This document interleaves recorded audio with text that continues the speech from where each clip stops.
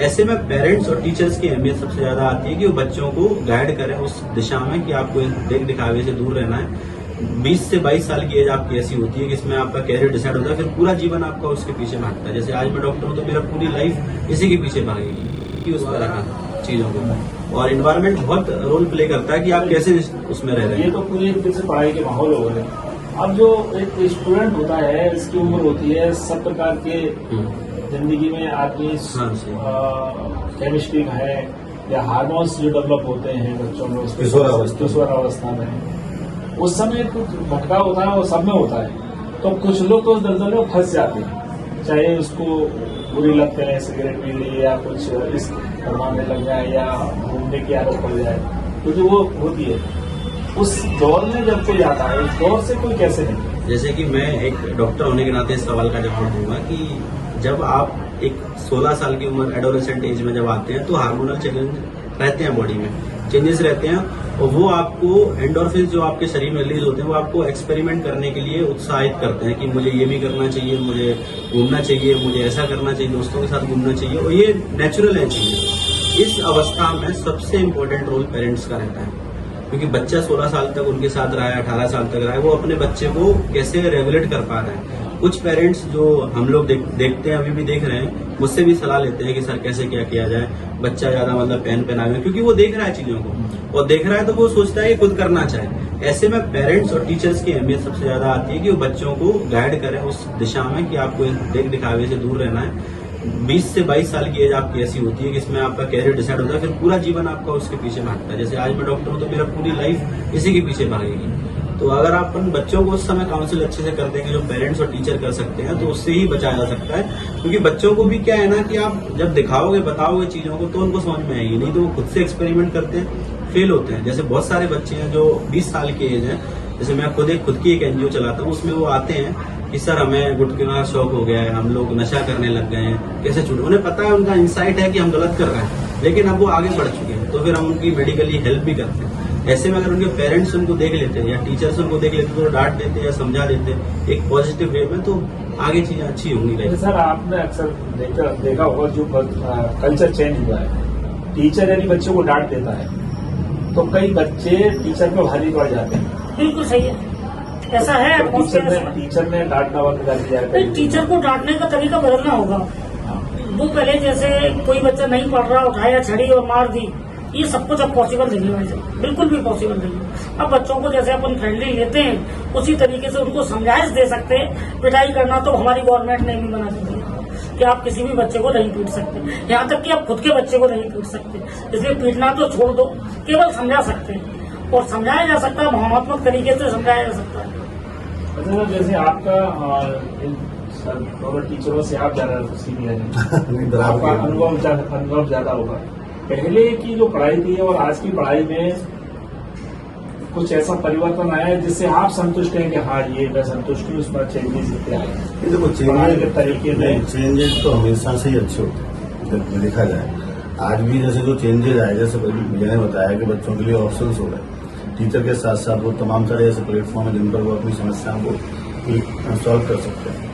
तो ऑब्वियसली ये चीजें अच्छी हैं, बस इसको किस तरह से बच्चे यूज कर रहे हैं, उन्हें प्रॉपर गाइडेंस किस तरह से मिल रहा है, ये सबसे इम्पोर्टेंट है। 15 to 20 ये सबसे इम्पोर्टेंट एज है। इसमें बच्चा जो आप यहाँ जो अच्छा करेंगे वो पूरा करियर उसी के पीछे दौड़ने वाला है। ये बात सही है। मेन बात ये है कि पेरेंट्स को और बच्चे को इस एज में अपने को देखना होगा कि बच्चा कर क्या रहा है। पूरी तरह से आप सोचें कि नहीं ट्यूशन चला गया या स्कूल चला गया और मेरी इच्छाएं वो हो गई कंप्लीट, नहीं। क्योंकि आज से जैसे देखें पूरे सोसाइटी में जो चेंजेज आ रहे हैं, भयावह स्थिति बनने लगी, डेफिनेट बनने लगी। पहले की अपेक्षा ज्यादा स्थिति गड़बड़ है।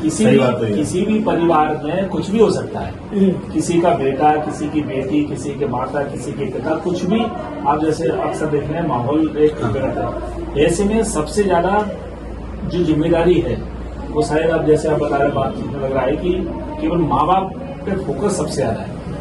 माँ बाप कैसे उसको सुपरविजन कर रहे हैं बच्चे का, कैसे इसका हैंडल करते हैं सर? बिल्कुल 100%। पेरेंट्स का बहुत बड़ा योगदान है, बहुत ज्यादा जरूरी है।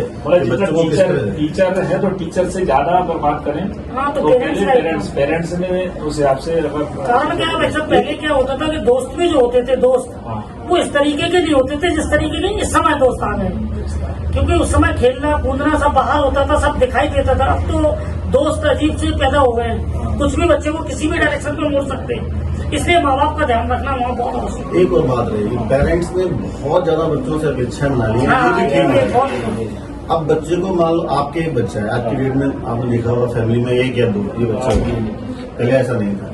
अब एक से सारी इच्छाएं बना ली, भाई मैं इसको डॉक्टर ही बनाऊंगा। अब की हर किसी की काबिलियत है, डेफिनेटली वो बहुत अच्छा करना चाह रहा है, लेकिन उससे नहीं हो पा रहा है। बट पेरेंट्स को भी ये चाहिए कि नहीं, उसको बहुत ज्यादा फोर्स नहीं करना है, वो उसको अप्रिशिएट करें और डेफिनेट वो अच्छा करेगा।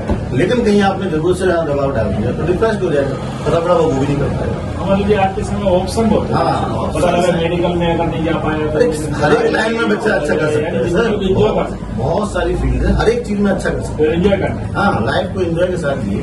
अपेक्षाओं का बोझ बदला दें पेरेंट्स उनके ऊपर सीधी बात जैसे हाँ। मैं एक छोटा सा एग्जांपल देखा, मैं जैसे हम लोग आईसीयूज में रहते हैं तो वहाँ मतलब बिल्कुल अंतिम पे आदमी रहता है, मतलब या बचेगा या जाएगा, ठीक है, क्योंकि सब क्रिटिकल में है।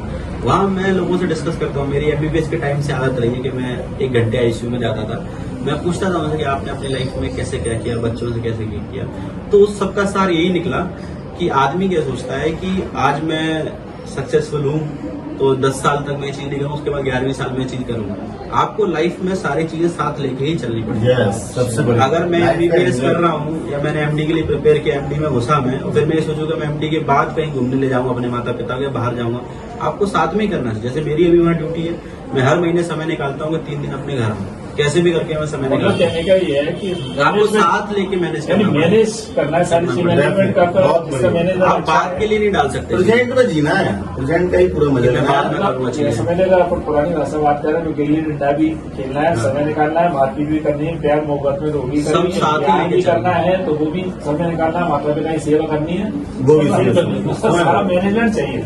मैनेजमेंट बहुत जरूरी सोशल है। में कोई भरोसा नहीं है सर। सबसे इम्पोर्टेंट मैनेजमेंट। मैनेजमेंट आप बच्चे भी जब सक्सेस होते हैं ना, वो अपने खुद के मैनेजमेंट से होते हैं। बहुत अच्छा रहा। Veer Singh sir, doctor Veer Singh sir आपके स्टूडेंट रहे और आए और ये टीचर और आगे बातचीत हो गई, बच्चे को मॉडल से किया, उम्मीद है कि इस प्रकार से